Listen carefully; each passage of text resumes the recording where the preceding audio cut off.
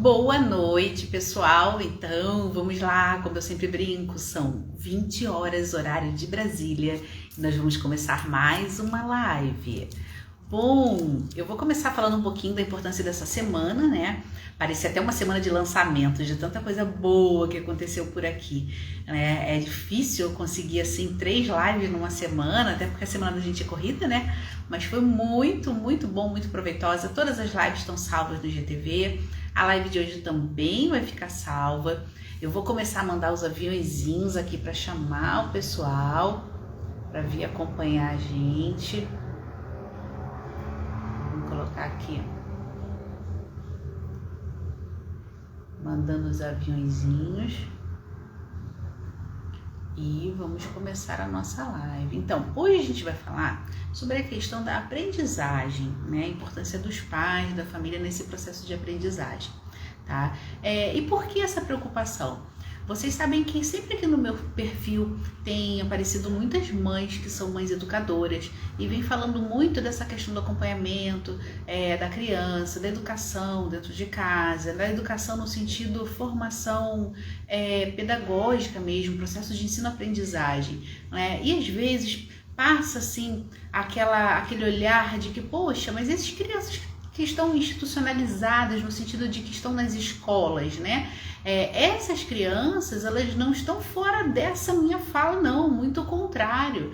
Essas famílias, elas têm cada vez mais que se formar, entender desse processo, desse fazer pedagógico para conseguir acompanhar seus filhos também. Porque o que eu sempre falo, a educação é função da família. A escola vai ter o seu papel, mas a família tem que estar junto a esse acompanhamento, tem que entender o que está acontecendo lá dentro. E aí, para essa conversa de hoje, eu chamei uma pessoa muito especial. O Thiago eu conheci aqui pelo Instagram.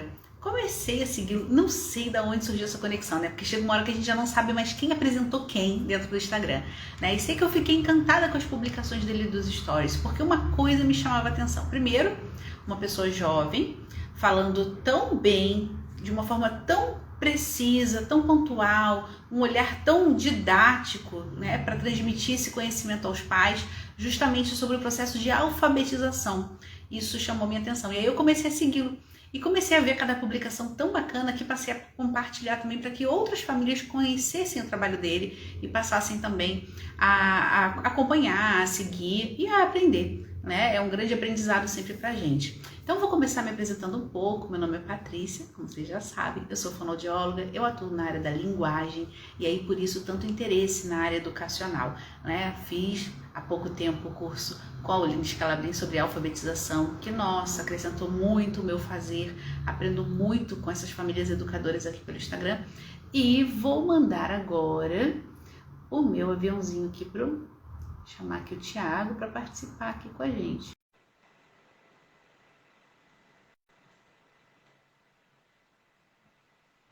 Eu quero deixar para o Thiago se apresentar.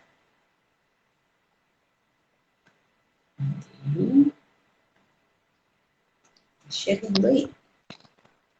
Olá! Oi, boa noite.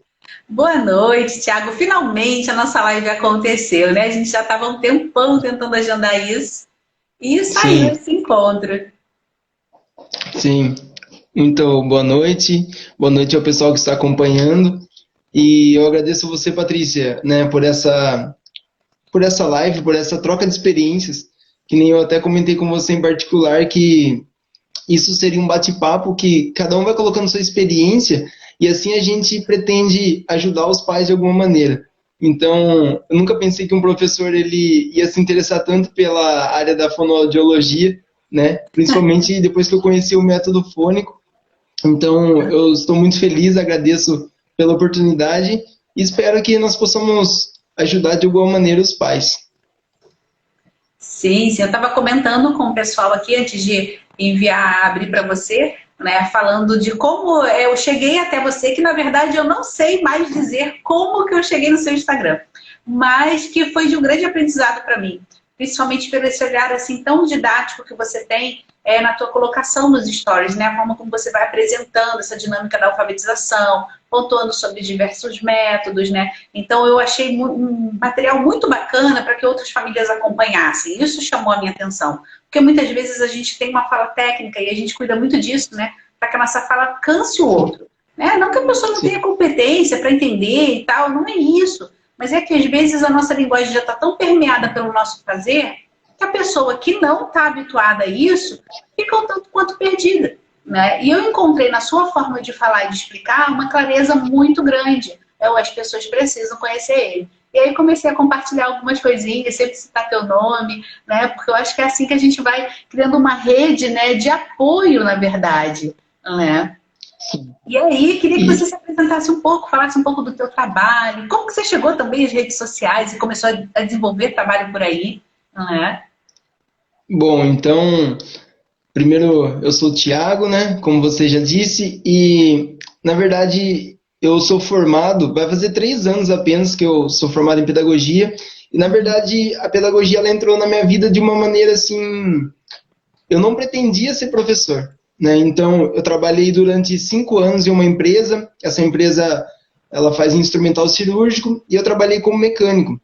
Depois lá dentro da empresa eu fui crescendo, trabalhei como no controle de qualidade, trabalhei gravando peças a laser e fiquei 5 anos nessa empresa. Só que eu já não estava mais contente. E nesse meio tempo, eu cursei 1 ano de engenharia mecânica.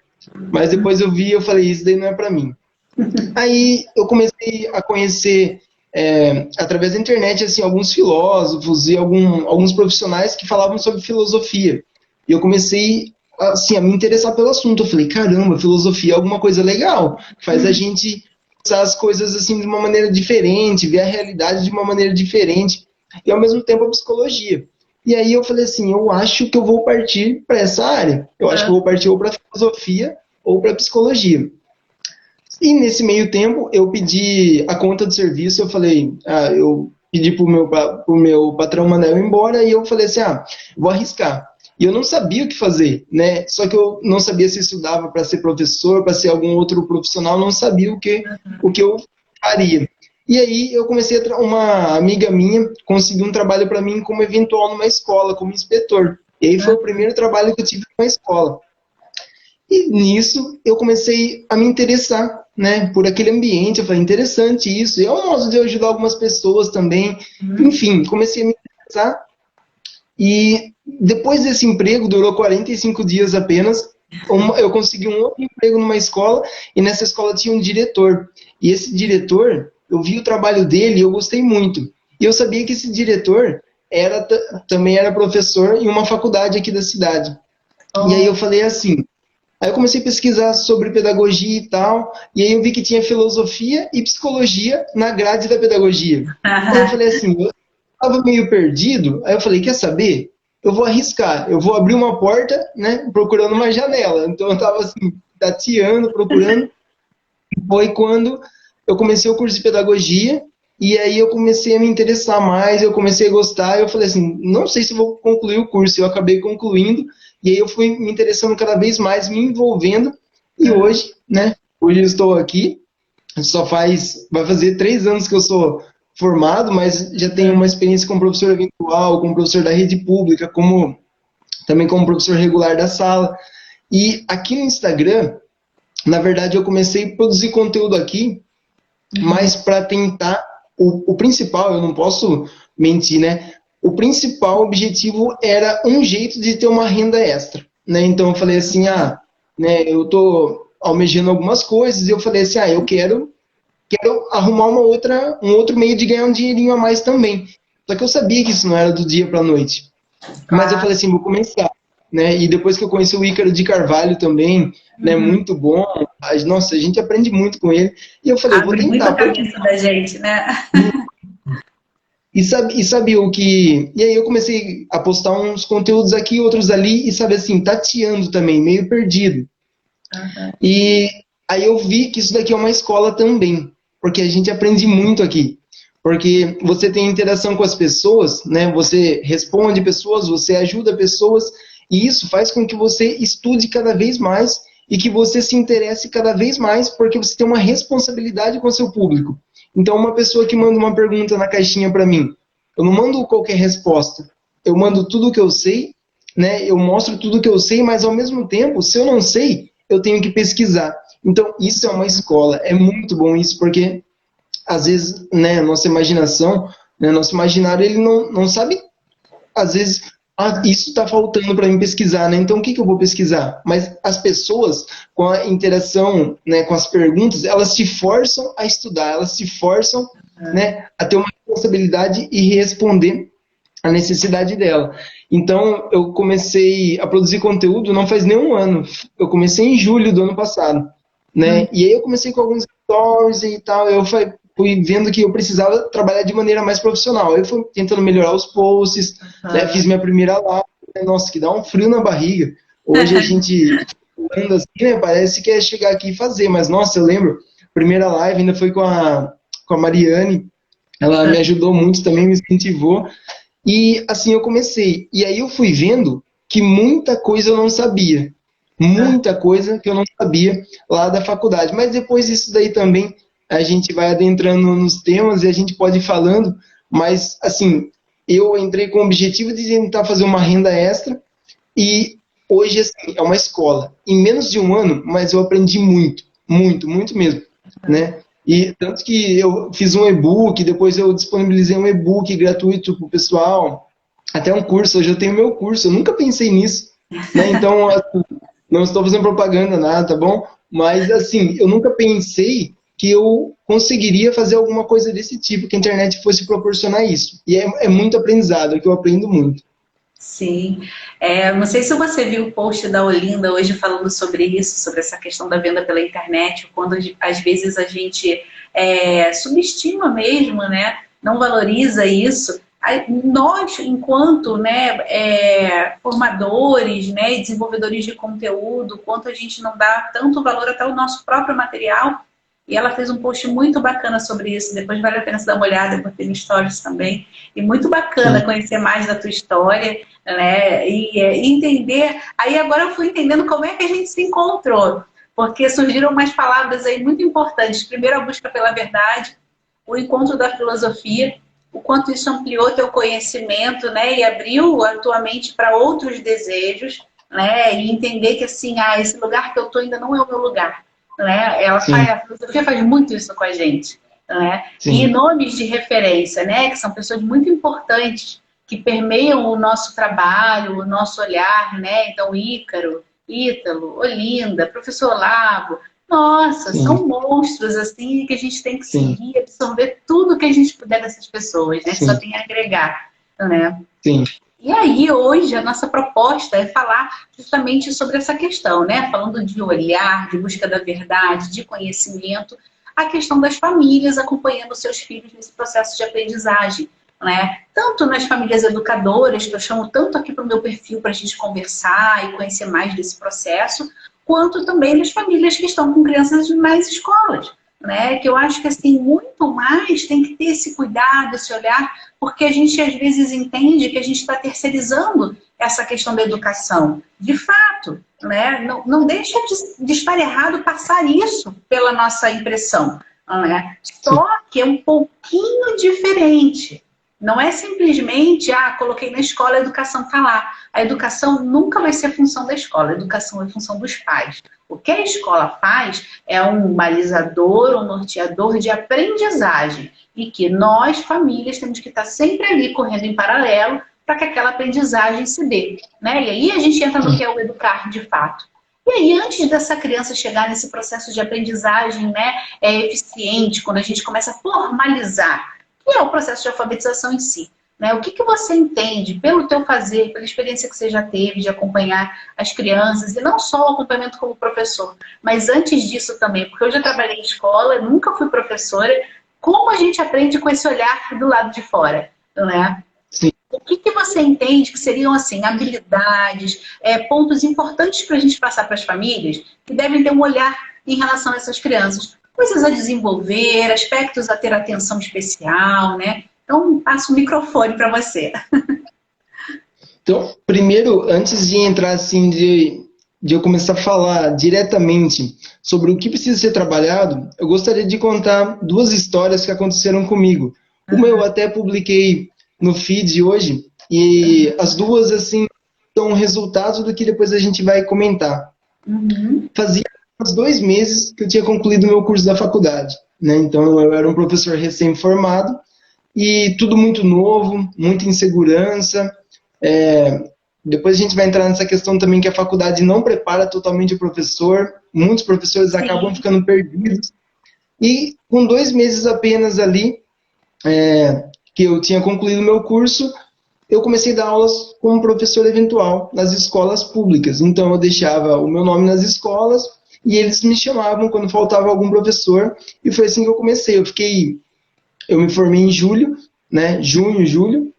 E eu fiquei até dezembro, eu fiquei meio ano apenas trabalhando como professor eventual. Depois eu consegui entrar na prefeitura como, né, Aham. consegui um contrato na prefeitura. Mas o que é um professor eventual? É um professor substituto, né? Para quem não sabe, então, falta um professor, a escola vai, ela liga para alguém, alguém vem preencher a vaga do professor que faltou.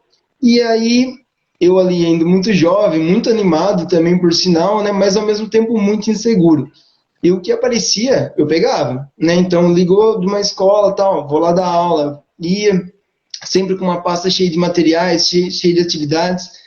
E eu não dava aula como professor eventual apenas para Fundamental 1, né, ou Educação Infantil, mas eu também dava para o Fundamental 2, do sexto ao nono ano. Mesmo que eu não tenha essa capacitação, né, porque o professor que é formado em pedagogia, ele pode dar aula até o quinto ano, né, que é o Fundamental 1.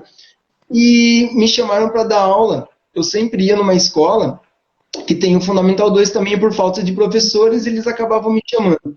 E um dia eu fui numa sala de oitavo ano, eu não lembro se era oitavo ou nono ano, e eu fui chamado para dar aula de inglês. E eu não domino inglês, né? Não sou formado em inglês, não tenho cursos em inglês, mas eu falei assim, eles falaram, mas vem e tal. Eu falei, eu vou. Preparei um material, preparei uma música e tal.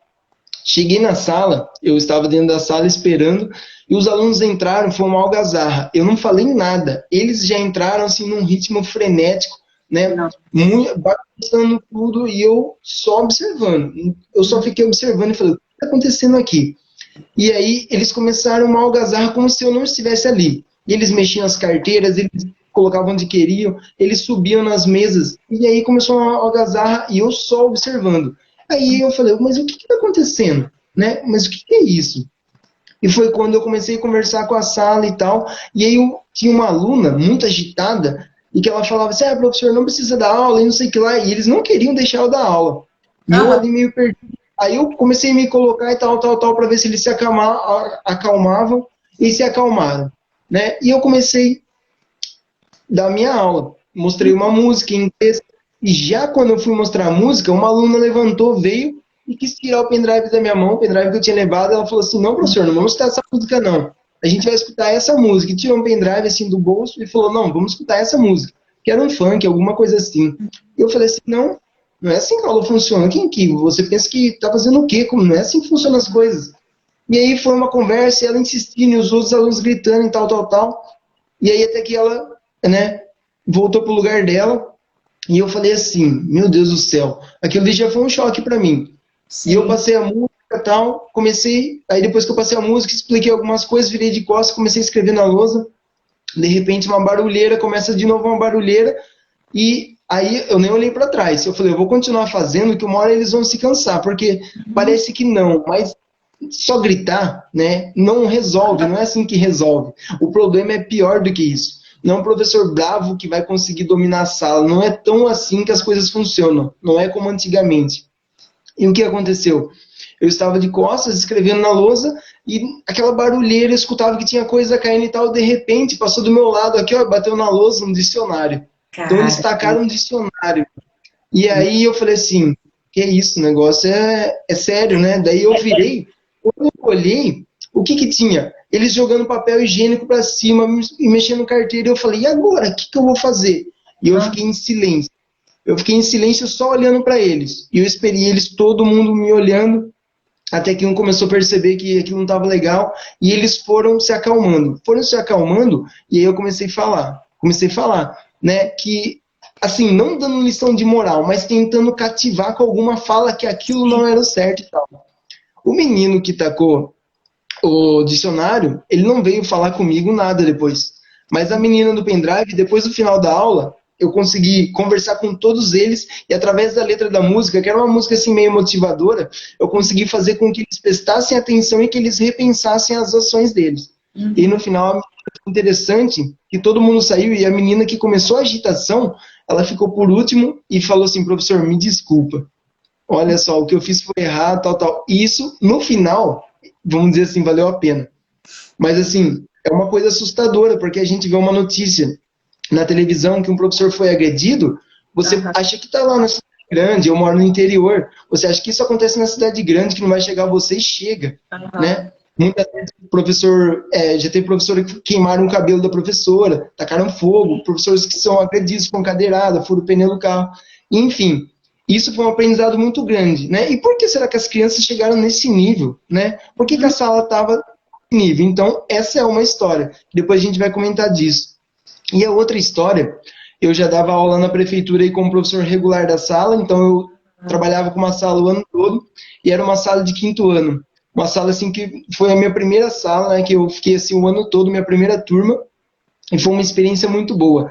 E eu trabalhava muitos valores com as crianças, né, conversava muito, ajudava, observava, não fazia diferença, mas sempre tentando corrigir, e também não tinha o aluno, aquele aluno que você puxa a sardinha, aquele aluno que você fica mimando, né?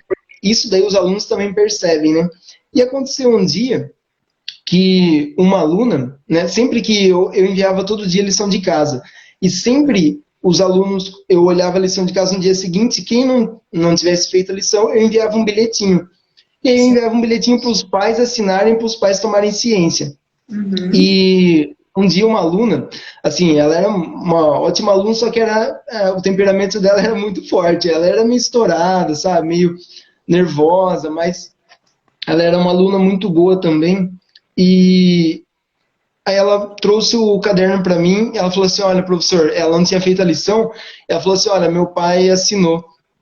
E aí quando eu vi que a letra não era dela, porque o professor conhece a letra, né? Até quando tá dando aula, conhece a voz, os alunos até estranham, né? Eles falam, nossa, professor, como o professor escutou sem ver, né? Eles acham. E aí ela chegou para mim e falou assim, olha, professor, meu pai assinou, e eu vi que a letra não era dela. E quando eu vi que a letra não era dela, eu falei, tudo bem, olha, eu falei assim, eu acho que a letra não é sua, mas eu não vou falar nada, eu vou considerar que foi o seu pai que assinou. Mas eu espero que você não esteja mentindo para mim. Se você estiver, tudo bem. Ela foi pro lugar dela. Quando, depois do intervalo, teve o recreio, né? O intervalo, fala recreio, intervalo. E depois do intervalo, ela voltou, ela veio um pouco antes da sala, para a sala, ela falou assim, professor, eu queria falar uma coisa pro professor. Ela me chamou num canto e ela falou, professor, fui eu que assinei o bilhete, né? Fui eu que assinei o bilhete e eu quero pedir desculpa pro professor porque eu menti. Então, quando ela assumiu a culpa dela, aquilo ali para mim foi, assim, foi uma confiança, foi um olhar. Eu já não julguei ela de cara, mas eu conduzi a situação para que ela pensasse. E aí, essas são as duas histórias. Uma de talvez uma tentativa de agressão, uma outra que a criança mente, mas depois ela pede desculpas. Embora no outro caso também teve crianças que pediam desculpas, né? Mas enfim. E aí, nós falamos quais as habilidades trabalhar. O processo educacional, parece que, por exemplo, para a criança aprender a ler, você precisa simplesmente chegar para aprender a ler ou escrever, e você precisa ensinar as letras, os nomes, as combinações, as sílabas, mas tem todo um processo por trás disso. Né? Como que um aluno chega a ponto de tentar agredir o professor? Como que uma aluna chega a mentir? Né? Sim. Começa onde? Tudo isso começa quando a criança nasce. O ser humano ele tem várias dimensões. Né? Então, primeiro, a dimensão física. O que os pais precisam fazer? Porque a criança ela nasce na família. Ela já precisa ser conduzida. Né? Ela precisa ser preparada desde ali. O que acontece? A criança nasce, os pais precisam cuidar da alimentação, do sono, da atenção, né? Ver se ela está sempre limpinha, se ela consegue engatinhar, se ela consegue segurar as coisas, se ela consegue já emitir alguns sons, e a criança vai se desenvolvendo e os pais vão acompanhando. Né? Então tem esse processo físico. Né? Depois, quando vai ficando um pouquinho maior, né? Começa a fazer uma atividade física, não deixa exposto a telas, né? Que isso faz muito mal também. Então, os pais, já desde o começo, quando a criança não vai na escola, eles já precisam preparar ela. Conversar muito, dar atenção, mostrar o afeto, ser presença. Tudo isso já faz diferença quando a criança não está na escola. E depois dessa dimensão física, que a criança vai se desenvolvendo, que a criança aprende rotina, se alimentar, ficar limpa, tem o quê? Tem a questão intelectual. Né? Então a criança precisa aprender que antes dela, o mundo já existe há muito tempo. Né? Então ela precisa saber que tem o conhecimento e ela precisa ter aquelas habilidades para depois desenvolver os seus saberes e conseguir atuar no mundo que ela vive.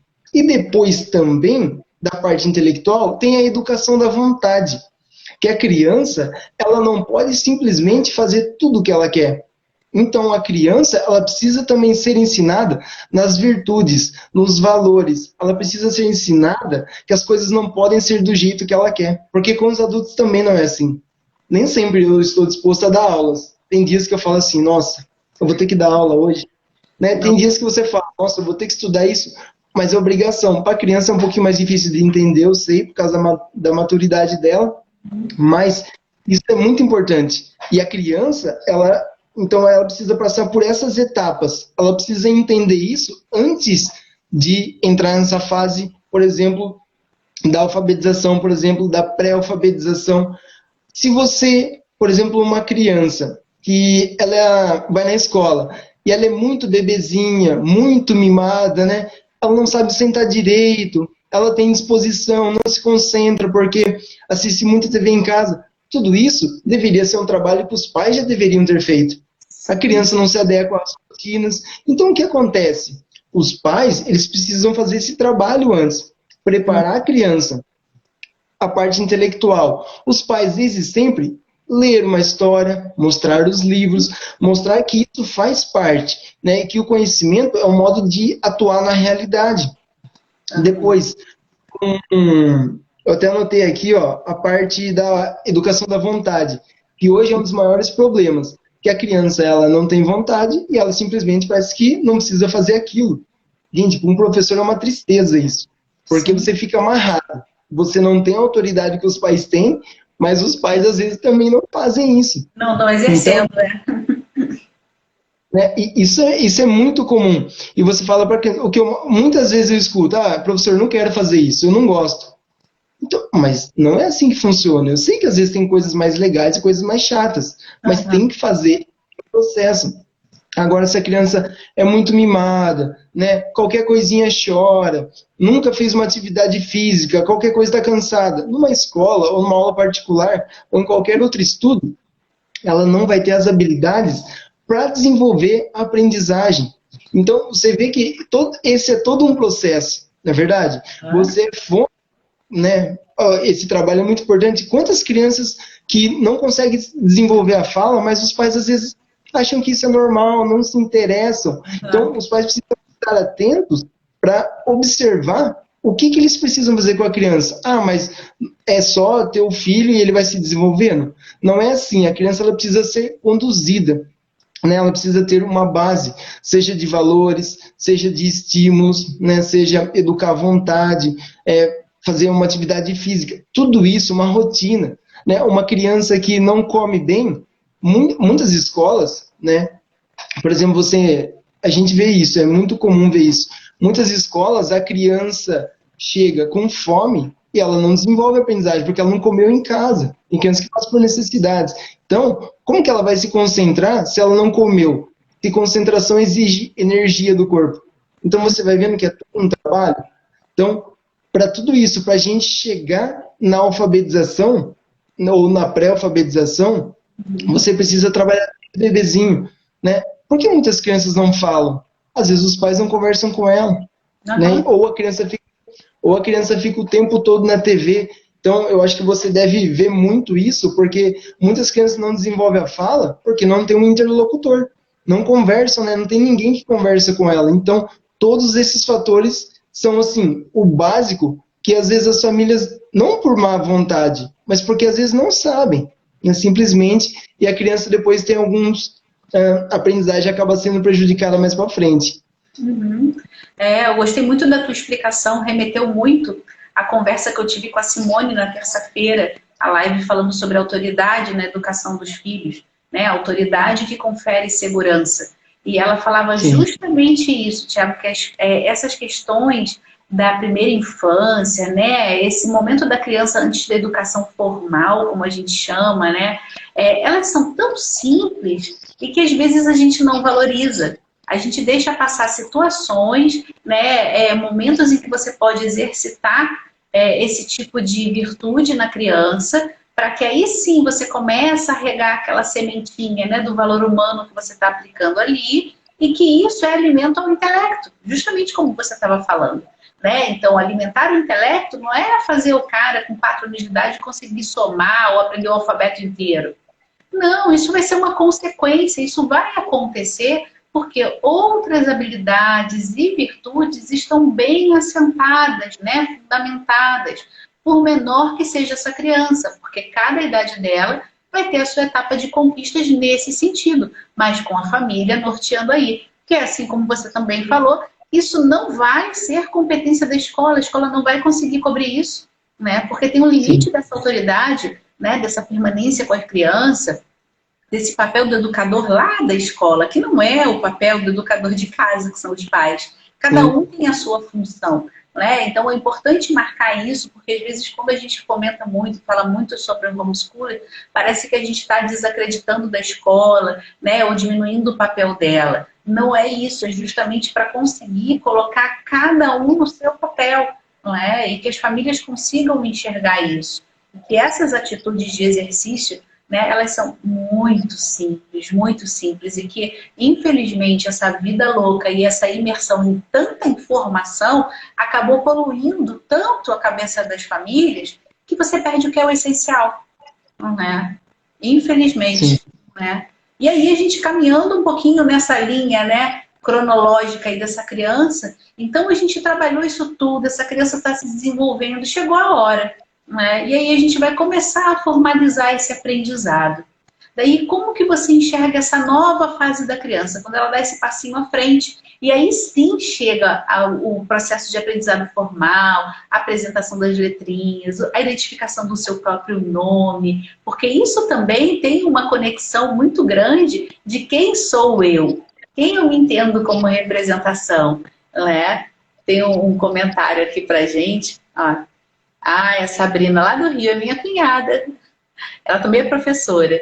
Né? Eu tenho uma bebezinha de 3 meses e a toda troca de rotina que tem com ela, vai conversando, falando o que está fazendo, explicando, né? E acredito que essa atitude estreita o laço afetivo e de desenvolvimento, sem dúvida. Né? Porque eu escuto de muita família, né? Ah, mas eu não falo com ele porque ele não fala.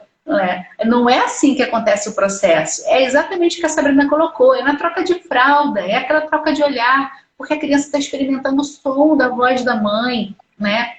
Aquela fala macia, calma, vai começando a assimilar esse que a gente chama de contorno prosódico, que é essa melodia da fala, esse é o jeito de falar da minha mãe. Vai fixando mais olhar, atenção, discriminação de som. São habilidades que a gente precisa para alfabetizar uma criança.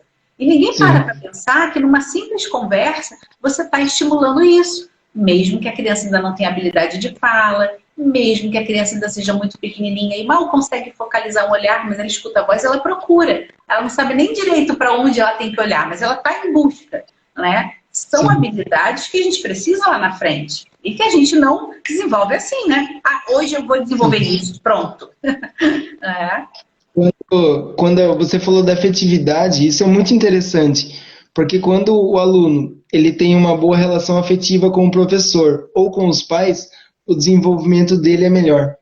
Né? Tem até um pesquisador, um professor, se eu não me engano o nome dele é Jim Trelias, alguma coisa assim, e ele fala que muitas crianças que tiveram o incentivo dos pais, o acompanhamento dos pais, durante os estudos, eles têm um desempenho melhor que outros que não tiveram. Então, até essa relação da afetividade é muito importante, não só do professor, né, mas principalmente dos pais, porque às vezes, vive junto na mesma casa, então tem relação afetiva. Será que tem? né? Porque às vezes a criança vive num canto, né? Os pais só conversam o necessário, porque se uma criança não fala, é porque alguém às vezes não estimula ela a falar, provavelmente, não é verdade? Então, essa questão da afetividade ajuda no desenvolvimento. E eu contei, por exemplo, desses dois casos de histórias que eu passei, e esses são dois casos em que os alunos são extremamente carentes. Sim. São casos, depois você vai ver a família, e além da falta, às vezes, de trabalhar as virtudes, uma coisinha ou outra, né, mas da família estar ali junto, né? Eles buscam muitas vezes no professor esse laço afetivo. Então, como que você vai ensinar a criança se ainda ela está procurando uma referência? Porque às vezes, querendo ou não, muitos alunos não têm a referência nos pais, ou às vezes não convivem com os pais por N motivos. Então, essa questão da afetividade é um ponto assim primordial no desenvolvimento da criança. Por isso que incentiva tanto a leitura, né? Por exemplo, a leitura em voz alta desde pequenininho. Não é que o bebê já vai entender a história e vai responder, e nem precisa entender e responder, mas a mãe está ali, o pai, né? A voz da mãe. Na barriga, o bebê acho que é com 6 meses, acho que já começa a reconhecer a voz da mãe, depois, né, aos 7, acho que é a voz do pai, dos irmãos. Então, tudo isso você vai falando, você vai dando segurança, não é verdade? Para a criança, que nem você falou. Isso da segurança é sensacional, porque a criança nessa fase, ela está na fase da previsibilidade, que quanto mais rotina ela tiver, quanto mais segurança das coisas que ela vive, melhor vai ser. Por isso que elas gostam muito de histórias, de escutar a mesma história, porque elas falam, eu já sei o que vai acontecer, ou elas completam, né? Todo dia eu conto uma história eu dou aula particular também, né? Eu conto alguma história para os meus alunos. E tem um aluno que todo dia ele fala assim, pronto, acabou essa, agora conta aquela outra história, que é a preferida dele. Então, eles gostam disso, eles querem ter aquela segurança. Então, olha, você vai vendo isso tudo, para os pais, às vezes é desconhecido, às vezes até para o professor é desconhecido. Né? Então a gente vai aprender. Mas os pais, eles também precisam buscar entender como que funciona também esse processo, né, educacional. Esse educacional que o processo formal, por exemplo, vai ser um detalhe, mas antes tem várias coisas que podem ser trabalhadas, né? E às vezes os pais sabem, que nem você falou de correria, que a gente vive num mundo, né, que muitos compromissos, às vezes a gente fica falando, descobriu lá um planeta, descobriu alguma coisa, olha a política, isso, fica preocupado com tantos assuntos exteriores e acaba esquecendo, né, quem está em casa. A gente acaba esquecendo de ver quem está do nosso lado, não é verdade? Sim. Então...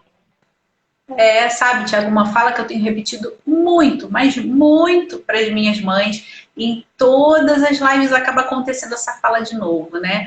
Que o que a gente passou o ano passado não sirva para perpetuar esse stand-by, né? De tudo, de família, de aprendizado, de processo educacional, né? De processo de crescimento pessoal, que sirva para esse momento que a gente tem agora, de conhecimento de todo esse processo que a gente sofreu, para a gente pegar aqueles caquinhos que ficaram soltos pelo chão, juntar e olhar para dentro da nossa casa, para a gente reconstruir essa história. Porque se a gente não está satisfeito com o que a gente está vendo lá fora, é dessa nova geração, dessas crianças que estão aqui dentro de casa, né, e que a gente está tendo esse olhar, esse trabalho tão grande por Instagram, com milhões de lives e muita gente boa falando, né? De educação, de formação, de virtude, de educação da vontade, né? Então que sirva para a gente criar agora a nossa revolução, não é? Que são de crianças bem formadas, educadas, né? Crianças com uma inteligência muito bem desenvolvida, memória bem desenvolvida, não é? Porque é assim que a gente vai construir, né, o mundo que a gente tanto quer, né? A sociedade que a gente tanto quer. Eu coloquei outro dia numa caixinha perguntando que filho você quer ver, e foi uma fala pela Simone também, eu puxei para a caixinha, né? Que filho você quer enxergar daqui a 20 anos? Porque esse filho não vai, um dia virar aquilo. Esse filho começa lá, desde que ele saiu da barriga, ele é esse processo que a gente vai permeando, estimulando e desenvolvendo, e como você muito bem falou, né? Habilidades que são as necessárias, a base para que o resto ocorra. né? Ah, E não pode quer dar dizer certo no final? Pode, mas o cara vai sofrer muito mais para chegar até lá. E não quer dizer que vai ser fácil também, né? São coisas simples. Mas, por exemplo, nós temos essa tendência do mínimo esforço, né? Então, assim, educar à vontade é muito difícil, né? Ter uma rotina, hábitos. Nós adultos, eu falo por mim, porque para a gente organizar uma rotina, já assim, é difícil você cumprir uma rotina, né? Então, Sim. para criança, às vezes também. Mas isso, quanto antes o hábito ele for desenvolvido, é melhor, né? Sim, sim. Sobre a questão da formalização de ensino, né? O que você normalmente recomenda aos pais em relação assim, material da escola, né? Orientação de agenda, essa coisa bem basicona, né? Porque muitas vezes os pais eles têm uma demanda em cima em relação à escola, e na verdade a escola nunca estava proposta a fazer aquilo. Não que esteja certo ou errado, mas que são demandas que não convergem, né? Então o pai está achando que é uma coisa, matricula e depois começa a reclamar. Então, poxa, mas olha só, por onde que o pai pode ter um pequeno orientador, entendeu? De ter esse filtro, né? Para selecionar uma escola, para ter uma identificação melhor, para dar mais certo o que ele está buscando para o filho dele. Sim, olha, esse assunto acho que daria assim mais umas Da 10 outra lives, né? live, só Sim, para dar o né? objetivo. Então, eu penso que assim, não existe outro jeito a não ser tentando estudar e entender o assunto, né? Eu sei que tudo que é novo, né, é mais complicado de entender para estar falando hoje aqui essas coisas. Eu repeti muitas vezes, eu li muitas vezes, né? Muitas coisas eu escrevo todo dia, diariamente. Então, assim, e muitas coisas eu não sei também ainda explicar ao certo, mas, por exemplo, Sim. a escola, o Brasil, os resultados nas avaliações internacionais, por exemplo, assim, não são os melhores e está entre os piores, né? Os resultados estão entre os piores. Então isso já acende um alerta. O que está acontecendo, né? Então os pais às vezes falam assim, mas meu filho passa anos na escola, 4, 5 horas por dia, a semana toda, não consegue escrever bem, não consegue ler bem. Parece que antigamente não tinha tantos recursos e parece que pelo menos a gente sabia. Né? Você vê os pais, por exemplo, avós, falam, nossa, mas eu estudei até a antiga quarta série que falava, e eu aprendi, eu sei ler e escrever, e hoje as crianças parecem que têm recursos, mas o que acontece? Tem vários fatores, né? E isso começa desde lá da década de 30, quando o Ministério da Educação foi formado. Teve o ministro Gustavo Capanema, que tem todo um histórico, que daí teve alguns intelectuais brasileiros que eles fizeram um manifesto, Escola Novista, né? Da Escola Nova. Que eles queriam, então, era um começo para centralizar a educação. Então, deixar a educação centralizada, tipo, um exemplo, né? Eles dão uma diretriz e você tem que seguir aquela diretriz. Aparentemente, você pode pensar assim: bom, isso é uma maneira de organizar os estudos, né, das escolas trabalharem em harmonia. Porém, uma escola é diferente da outra e cada uma tem uma realidade. Sim. E então essa questão de centralização já talvez aí não dê totalmente certo. Depois tem outra questão que é quem dá as diretrizes. Então, quem que faz o Plano Nacional de Educação? Quem fez a BNCC? Né? Os Sim. PC. Então, quem que organizou tudo isso daí? Então, sempre quando você vê um professor, um pedagogo, um intelectual, sempre há por trás dele um filósofo, né? E o filósofo ele tem quais ideias? Então, por exemplo, o pessoal que escreveu o manifesto da escola Nova, na década de 30, um pessoal com uma linha ideológica progressista. Então, o pessoal é que esse pessoal, na época acho que era o governo Getúlio Vargas, se não me engano, e esse pessoal, eles têm um viés ideológico. Então, Sim. esse viés ideológico, às vezes não aparece explicitamente, mas acaba chegando depois nas escolas, na formação dos professores, nos livros didáticos e, enfim, no aluno. Então, isso de maneira geral. Então, por exemplo, você vê como que Paulo Freire, um nome falado na pedagogia, assim, você nem pode falar mal de Paulo Freire. Parece Sim. um santo, assim, na pedagogia. Mas por que que ele chegou onde que ele chegou? Ele foi financiado pelo Estado para rodar o mundo para divulgar o trabalho dele. E qual que era o viés dele? Tem até, ó, tem uma frase aqui que eu anotei, que é muito boa, que é do Percival Putina. Não sei se você conhece ele. Aham. Ele é muito bom. Ele tem uma frase que é assim: Paulo Freire é marxismo sujo de pó de giz. Olha só que interessante. Olha Então, só. e ele tem até assim na fala dele, Paulo Freire tem uma fala com um cheiro assim muito cristão, né? Porque ele Sim. também teve, ele tinha envolvimento, né? Ele participava assim com o pessoal da Teologia da Libertação, que é um grupo que surgiu da Igreja Católica, mas que eles não pensam como a Igreja Católica ensina, né? Eles, entre aspas, assim, Aham. politizaram a fé. Então você vai vendo que tudo isso, alguém vai organizando essas diretrizes, esses pensamentos, até chegar onde? Chegou na ideologia de gênero, que chegou nas Sim. escolas e falou assim: o seu filho de 4, 5 anos tem que aprender sobre ideologia de gênero. Foi aí que muitos pais falaram assim: eita, mas como que chegou nisso? Só que isso não foi do dia para a noite, né?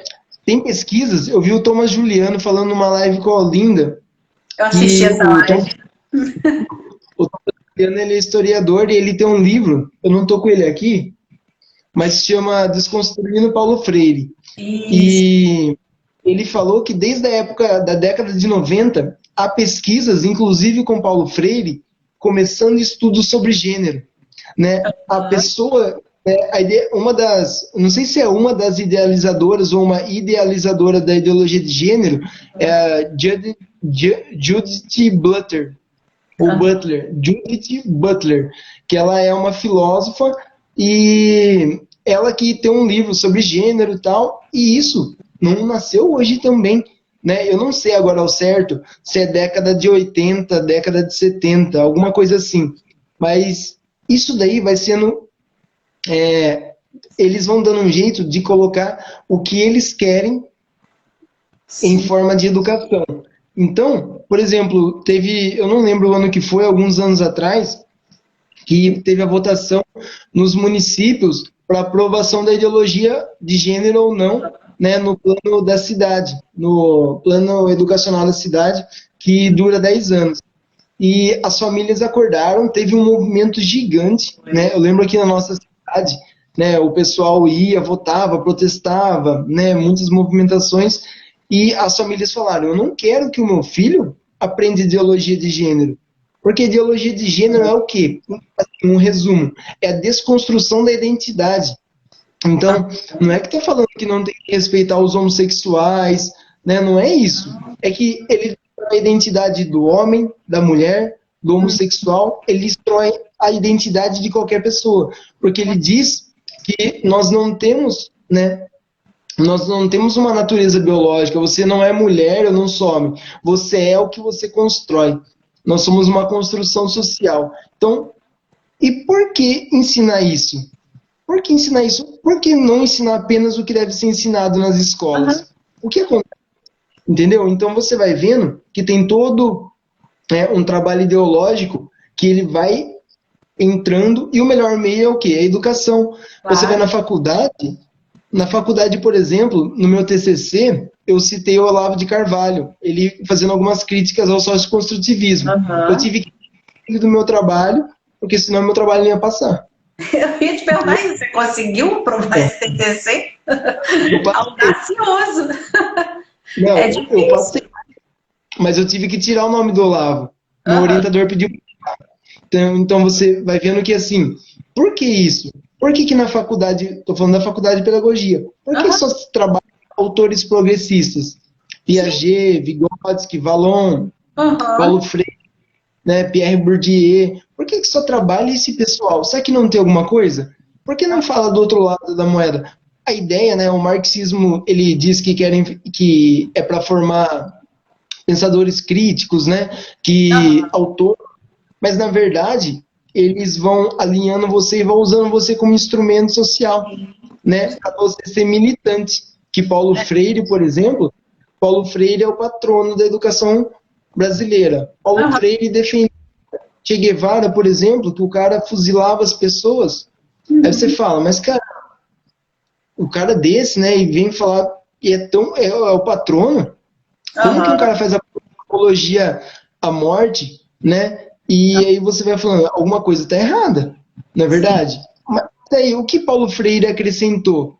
Paulo Freire, ele ia lá, ensinava, ele trabalhou mais com o pessoal da educação de jovens e adultos, ele ia ensinar uma palavra, né, mais pelo método global, que ele ensinava a palavra, o significado, e fazia, por exemplo, em relação com algo que a pessoa conhecia. Então, por exemplo, você ensinava a palavra tijolo, e aí a pessoa trabalhava com tijolo, né? Ela era, sei lá, empregado de um cara que fazia construções, e depois, a partir daquele significado, ele falava, olha, tá vendo? Tem alguém que é o patrão seu. Esse patrão seu ganha mais, você ganha pouco. Esse patrão te explora. Essa é a classe burguesa. E aí, através disso, usa a educação como uma luta de classes, que é o marxismo, né? Então, isso que eu estou falando, com várias coisas que podem parecer confusas, mas para chegar hoje e na BNCC, que é a Base Nacional Comum Curricular, tem citações de ideologia de gênero novamente, mesmo mostrando que é contra, né? Nos planos municipais, isso ficou provado. 95% das cidades não foram aprovadas, né? O plano não foi aprovado. Então, mas eles insistem, né? Sempre insistindo em tentar colocar o quê? Um viés ideológico. E por isso, a nossa educação vai de mal a pior, porque você forma mal o professor. Você dá uma formação buscando formar um militante, porque você só trabalha com um viés. Exatamente. Então você forma mal o professor. Os livros didáticos. Quem produz os livros didáticos? Né? Alguém paga esse pessoal dos livros didáticos. Mas será que eles têm a liberdade para colocar o que eles querem? Então, alguém lá de cima fala, vocês têm que colocar desse jeito, porque senão a gente não paga você, a gente vai para outra editora. Então, é tudo muito assim. Você, né, na faculdade, a gente está cansado de ver professores defendendo Paulo Freire, fazendo apologia ao marxismo e a tantas outras coisas, falando de movimentos sociais. Tem até um... Eu preciso parar de falar que eu falo muito, né? Eu vou embalando. É só mais um exemplo. Mas tem um exemplo interessante na BNCC, que tem uma matéria do ensino médio que os jovens, acho que é na matéria, alguma coisa de ética e moral, não lembro. Mas tem assim, e é preciso trabalhar a importância dos movimentos sociais. E aí fala de MST, MTST, tudo isso daí. Entra todo mundo no saco. E vai falando disso, né? E aí tem um ponto que fala assim, os movimentos sociais e a importância deles no impeachment de Fernando Collor. E aí embaixo tem assim, os movimentos sociais e a importância no impeachment de Dilma. Só que quando se refere a Dilma, o impeachment está entre aspas. Como se fosse assim. Veja bem. Impeachment. Então, olha para você ver ali como que tá. Então, os pais, se quiserem entender um pouco esse processo, não tem outro jeito a não ser estudar, né? Porque a busca pela verdade, né, é trabalhosa, né? Dá trabalho. Não é você vai pegar um manual e pronto. Então, você tem que correr atrás, entender um pouco como funciona, por exemplo, o processo educacional. Procure pessoas, por exemplo, como que eu vou encontrar essas pessoas boas para me ajudarem? Procure pessoas que você confia, né? Você citou vários aqui, um professor que eu acompanho muito, o professor Felipe Neri. Eu já tive presencialmente com ele. Assim, excelente. Que legal! Nossa, que honra! Sim, eu fui em duas ou três formações presenciais com ele, e assim, ele é muito bom, muito humilde, muito simples, e uma bagagem assim, né? E você encontra muita coisa gratuita que você consegue ficar informado. Então, não tem outra fórmula. Você precisa tentar entender. Porque quando, por exemplo, surge a ideologia de gênero, aí bate na sua porta, você vai falar o quê? Pô, mas eu não sabia disso. Mas a escola ensina tais coisas, mas tá lá nos currículos, né? Sim. Tá lá nos parâmetros, tá na BNCC. Então, assim, por isso a importância, né? assim, não existe uma fórmula mágica para mudar isso. Mas por isso que muitas pessoas estão partindo para o homeschooling. Porque, na verdade, a formação de uma criança, ela tem uma intenção, né? Então, as ideias do pessoal do MEC tal, tem uma intenção. Ah, mas agora entrou um governo, por exemplo, mais à direita, mais conservador. Mas a máquina está desde a década de 30, o sistema está funcionando. O Thomas Juliano, ele fala que pode colocar Aristóteles, Platão no Ministério da Educação, que não vai mudar. Não vai. Exatamente. Eu transcrevi essa live da Olinda, porque eu fiz um resumo para os meus pais lá para o canal do Telegram, porque foi tão forte assim, conteúdo e trouxe essa perspectiva, né? Isso Sim. Tudo que o Thiago está falando aqui pra gente, pessoal, e quem está assistindo a live, né, depois de salva, para vocês entenderem que não adianta ficar procurando, era aí que eu queria chegar nessa nossa live, né? Não adianta ficar, primeiro, né, demonizando a escola, porque isso não vai resolver o seu problema. Para quem precisa de escola, vai sempre precisar de escola. Então a escola está lá. Né? E tem Sim. uma grande parte da população que precisa. Né? Eu precisei. Meus filhos sempre estudaram escola. Entendeu? Né? Agora, segundo, não vai existir nunca a escola perfeita. Não vai existir. E não adianta você colocar na escola e já ficar fazendo a lista de exigências, né, do que está dando errado, do que não está bom. Né? Você tem que ser o protagonista do teu filho. Né? Você tem que entender do que acontece no processo para saber ir costurando, alinhando as questões. Porque foi isso que eu fiz a vida inteira. Meu filho hoje está na faculdade, minha filha está terminando o terceirão. Não é? E espero que estejam hoje já muito bem formados, porque foi para isso que eu trabalhei a vida toda e continuo. Né? Mas é muito disso, é buscando estudo. Né? É o que é isso? Então, onde é que saiu essa formação da escola? Essa editora que a escola está comprando material, viu um negócio esquisito lá, vamos procurar saber da editora. Entendeu? Aí pega tudo junto com eles. Começou a aparecer muita coisa esquisita lá, pega, traz aqui. A ponto de uma hora chegar e esse filho já ter condições de mapear ao longo do estudo dele e, ó, mãe, olha só o que apareceu aqui, eu tô achando que isso aqui é meio estranho, tô achando que não tá certo. Eles falavam assim no início. Né? E isso a gente tá falando assim de 9º ano. Eles já tinham a maturidade de olhar e eu tô achando isso aqui meio estranho. Você pode dar uma olhada? Né? Porque o quê? Ficava no imaginário lá, né? Como a Thaís falou ontem, no baúzinho do tesouro deles, né? Que tinha umas palavrinhas ali que remetiam a coisas não muito boas. E aí já ligava o alerta. Eu vou mostrar isso aqui para minha mãe. Né? Então você tem que formar o teu filho também nesse sentido. Daí vem a importância dos pais na aprendizagem, na formação da criança. Só que como que a gente vai fazer isso se a gente não tem? Porque a minha geração é uma, a tua já é outra. Né? A gente tem uma diferença aí grande. Né? E a minha formação, ela não me deu isso. Né? Então, os meus pais, eles tinham o quê? Os fundamentos de virtude dentro da fé católica, que era a fé que a gente sempre professou. Né? Então, essa questão da fé na família, né, da espiritualidade na família, ela vai te trazendo também esse formato, essa perspicácia, né, esse filtro do bom, do mal. Né? E aí, cabe, e restante você buscar as informações. E que bom que hoje, dentro de rede social, que a gente, né, tanto malha, mas que a gente também tem esse grande ganho, que a gente aproveite para boas coisas, né? Que seja realmente fonte de estudo, de achar rede de apoio, pessoas que incrementam o nosso fazer como pais, né? E que tornam a nossa família melhor, mais forte, mais protegida, mais preparada para o que acontece lá fora. Né? E para que, como eu falei lá no início, que aos pouquinhos a gente vai mudando, né, esse caminho que o mundo está levando. Né? Que se Deus quiser a gente vai conseguir, porque tem muita gente engajada nisso. Muita gente. Então, Porque, às vezes, muita gente fala, mas vocês falam isso porque vocês estudaram. Olha, eu vou confessar para você, eu não sei se tem alguma outra professora aqui ou outro professor, mas eu saí da faculdade assim, sem saber dar aula.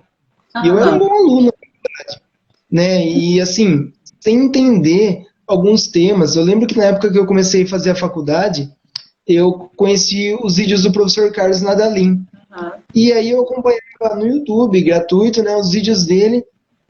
E na faculdade eu falava, mas por que nunca falou isso na faculdade? Né? Por exemplo, do método cônico. Né? Isso eu nunca ouvi falar e eu tive que, por conta própria, ir atrás, estudando. História da educação. assim, ficava sempre com aqueles autores mais progressistas, parece que pulava uma parte da história e sempre dando um jeito de falar de educação tradicional, velha. Parece que a educação tradicional, a clássica, era ruim. E a de hoje é boa, porque tem o nome de nova educação, a escola nova. Mas quando, na verdade, você vai ver, os grandes mestres, eles foram formados naquela educação lá atrás. Olha para você ver, né? Hoje nós temos que autores, por exemplo, mundialmente conhecidos, os brasileiros. Nós temos uma referência para o Paulo Freire e a gente já sabe o que tem por trás dele. Olha para você ver. Onde estão os mestres? Né, o professor Felipe Neri fala que na década de 30 as pessoas sabiam várias línguas, quando sabiam vários idiomas, quando saíam das escolas públicas. Então, olha para você ver. Hoje, você vê que, por exemplo, faz um exame, tem... Como que é o nome daquele exame? O IDEB, acho que é segundo o IDEB, não, o PISA. O PISA. Né, o PISA mostra que metade dos jovens brasileiros entre 15 e 16 anos não conseguem ler o mínimo, o básico, não tem o mínimo de proficiência. Então, já é um jovem, passou ali pelo menos, vamos dizer ali, pelo menos 8, 9 anos na escola e ainda não consegue ler. Ó, aqui a Karine é amiga minha, ela fez a faculdade comigo, ó. Tô lendo o comentário dela. Então, a gente vai vendo que tem um outro mundo depois da faculdade. Nós tivemos um semestre todo só sobre Paulo Freire. Um semestre.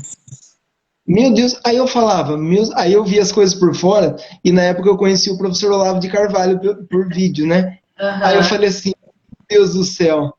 Aí, às vezes eu discutia com alguns professores, assim, não discutia, mas debatia um pouco, né? Porque parecia que não fazia sentido o que eu via na faculdade as outras coisas. Aí eu falei assim, pô, mas esse parece que tem mais sentido que o outro o pessoal tá falando.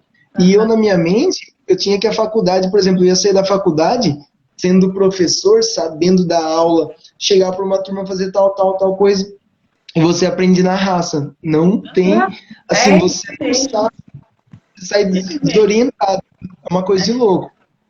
E é bom os pais ouvirem isso também, porque para entenderem que realmente esse fazer é da nossa busca, né? É da nossa busca. Quando você fala essa frase-chave, né, de busca pela verdade, é exatamente isso. E qual é a verdade que você quer para tua casa, para tua família, para o teu filho, né? Onde você, no que você quer assentar a formação dele? Eu acho que é isso que os pais têm que se perguntar hoje, como ponto de partida, né? Se você está perdido, não sabe nem por onde começar, está sentindo assim, o tiro está correndo todo, você não sabe o que faz, se abaixa ou sai correndo, não é? Pensa, qual é a verdade que você quer fomentar na educação dos teus filhos? Que criança é essa que há 20 anos você quer ver no mercado de trabalho, ou com uma vocação religiosa, né? Mas que ser você quer formar, né? Eu acho que é por aí que a gente consegue, né, colocar pelo menos um ponto de partida para essa família, para refletir, né, e para começar aí, ó, vamos lá, eu preciso buscar isso aqui para começar. Isso aqui eu não sei fazer. Não sei se eu estou fazendo direito, né? E aí, vamos buscar, né? Olha, Thiago, eu queria assim, te agradecer muito. A gente ia ficar falando a noite toda aqui. Né? A gente vai programar uma live sobre formação de professores, viu? Eu vou te perturbar, a gente vai fazer essa live. Vai cair no Instagram. Né? Queria te agradecer muitíssimo, foi de um enorme aprendizado. Né? Eu sabia que tinha muita coisa para a gente tirar de você, né? E ainda tem mais aí, que a gente vai marcar essa nova live. Né? Então, te agradecer por separar um pouquinho do teu tempo, uma sexta-feira, né? Um rapaz jovem, deve ter um monte de coisa para fazer e vem aqui falar pra gente. Né? Mas como foi importante, tá? Então, seja muito bem-vindo, a gente vai marcar novos encontros. Sim, eu quero agradecer você por essa oportunidade e peço desculpas que eu tenho um defeito. Às vezes eu costumo falar demais. Quando eu embalo no assunto, né? Então, às vezes eu acabo falando muito. E até eu falo pra minha noiva, né? Nossa, será que eu falei demais? Será que eu falei... Né? Às vezes eu fico, assim, eu me embalo e acabo não deixando a pessoa falar muito, mas eu tô muito feliz. Para isso também é um aprendizado. Quando a gente ensina, a gente aprende também, né? E antes, pra gente ensinar, nós também tivemos que aprender antes. Então, esse trabalho aqui, por exemplo, uma live como essa, para mim também é um grande aprendizado.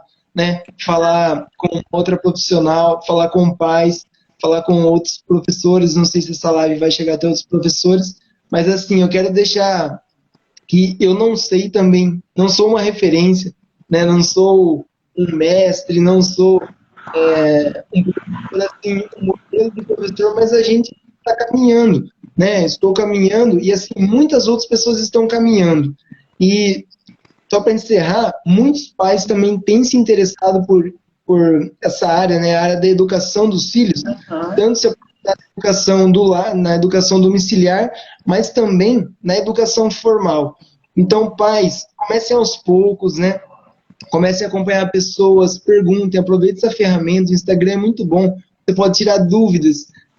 Comecem por um livro, né? Estudar um livro e uma dica aqui, outra ali, você vai entendendo, você vai ajudar o seu filho. Seu filho é algo muito valioso, né? Professores, seus alunos, né? Olha a responsabilidade que a gente tem, né? Você tem as crianças que você atende também, não é? Então, temos, assim, uma responsabilidade muito grande. Então, mas mesmo assim, nós precisamos sempre estar melhorando, sempre buscando. Não é um caminho fácil, né? Mas aos pouquinhos, quem sabe a gente vai contribuindo de alguma forma. Mais uma vez, muito obrigado, viu, Patrícia? E parabéns pelo seu trabalho, viu? Muito obrigada, Thiago. Pessoal, agradeço a todo mundo que passou por aí assistindo a gente, os milhões de coraçõezinhos que eu vi voando por aqui, né? E a gente espera vocês em breve, então, para um novo encontro, tá bom? Eu vou fechando por aqui, vai ficar salvo no GTV. Amanhã eu baixo, salvo lá também no YouTube, para ficar mais fácil para todo mundo poder assistir. Tá bom, Thiago? Fica à vontade para compartilhar, que tem muito aprendizado aí para a gente passar para o pessoal. Um grande beijo, bom fim de semana para todo mundo. Tchau, tchau.